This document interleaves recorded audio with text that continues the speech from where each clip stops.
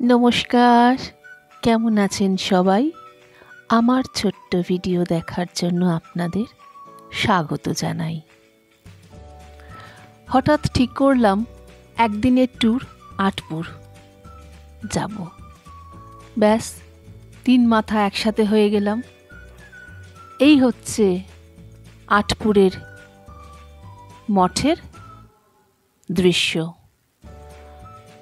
এখান থেকে টিকিট করতে হয় ভোগ খাওয়ার।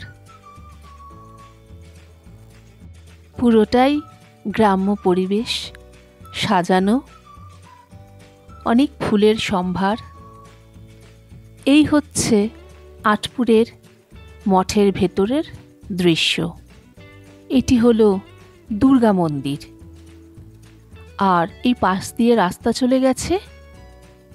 এখানে মা শারদার ঘর আছে। 1886 খ্রিস্টাব্দে যখন স্বামী বিবেকানন্দ এবং তার 8 জন শিষ্য এখানে এসেছিলেন, সেই 8 জন শিষ্য এবং স্বামী বিবেকানন্দ ধুনি জ্বালিয়ে ত্যাগের ব্রত নেন।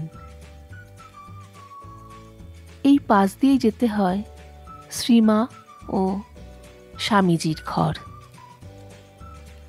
আমরা যখন এসেছিলাম তখন খোলাই ছিল দরজাটা, কিন্তু আমরা একটু ঘুরে আসার জন্য তখন দরজা বন্ধ হয়ে গেছিল, যার ফলে আমাদের আর ভেতরে ঢোকার সৌভাগ্য হয়নি।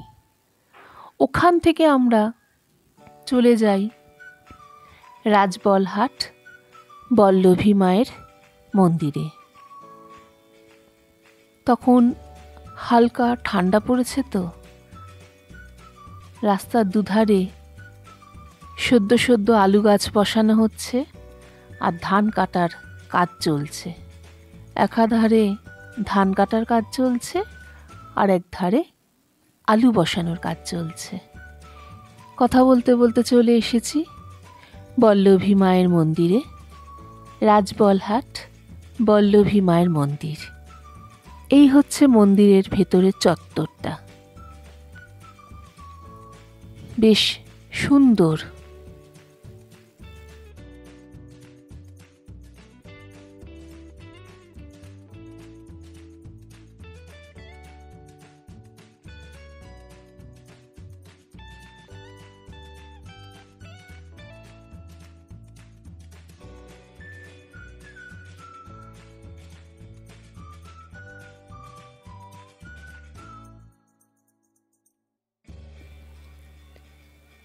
এই হলো বল্লভী মা, খুব সুন্দর দেখতে।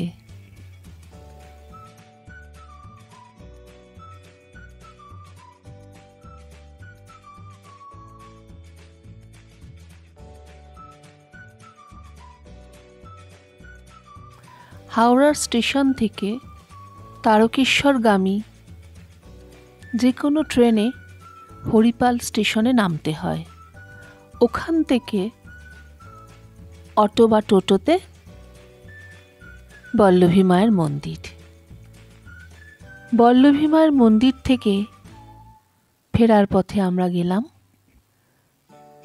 শ্রী শ্রী রাধা গোবিন্দ মন্দির। এই হলো গিয়ে শ্রী রাধা গোবিন্দ জিউ মন্দির। একটা সময়ে এখানে শ্রী শ্রী ঠাকুর রামকৃষ্ণদেবের পদধূলি পড়েছিল।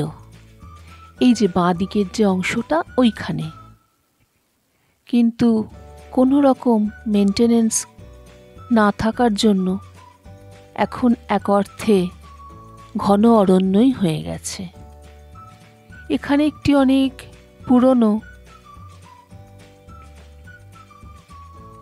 বকুল গাছ ছিল। গাছটি আমফানের ঝড়ে পড়ে গেছে।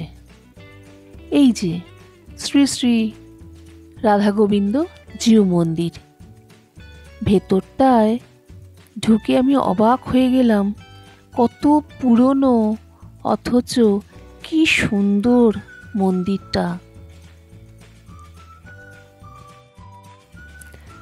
পাশেই এই মন্দিরের একটি 8চালা ঘর আছে।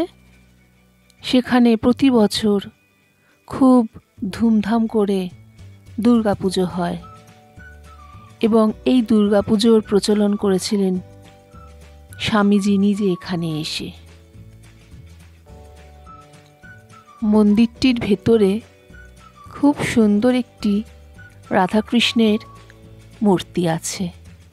আমরা একটু গেলাম, কিন্তু টাইম হয়ে গেছে তো চলে আসতে হলো।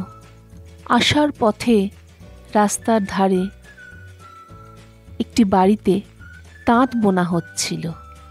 যদিও এই তাঁত বোনার অভিজ্ঞতা আমার অনেক পুরনো। আমি আগে মাঝে মধ্যেই ফুলিয়া যেতাম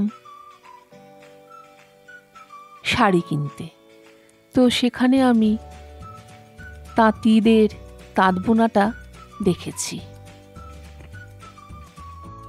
ফেরার পথে চোখে পড়ল চণ্ডী মন্দির, কিন্তু সেখানেও গেট বন্ধ।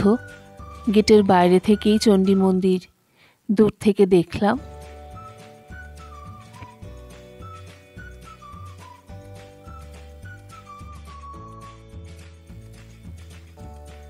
এই ছিল আমাদের সেদিনের সারাদিনের ট্যুর। এরপর আমরা যথারীতি আবার হরিপাল স্টেশনে চলে আসি। চলুন আজকের ভিডিও আমি এখানেই শেষ করি। ভালো লাগলে একটা লাইক করে দেবেন। সবাই ভালো থাকবেন, সুস্থ থাকবেন, সাবধানে থাকবেন। দেখা হবে আবার কোনো নতুন জায়গার নতুন ভিডিও নিয়ে।